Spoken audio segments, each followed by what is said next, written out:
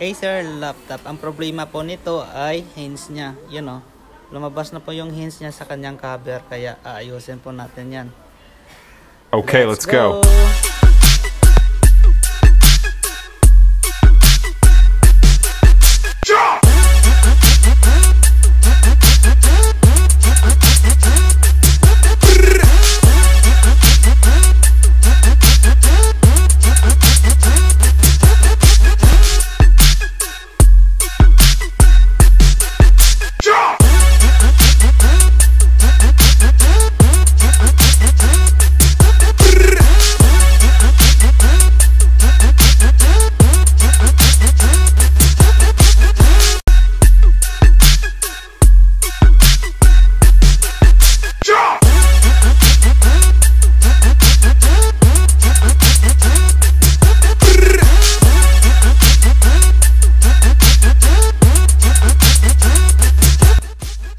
Tapos dito, ito na yung finished product ng ating inayos na hinge repair. Yun, hindi na lumalabas yung kanyang hinge.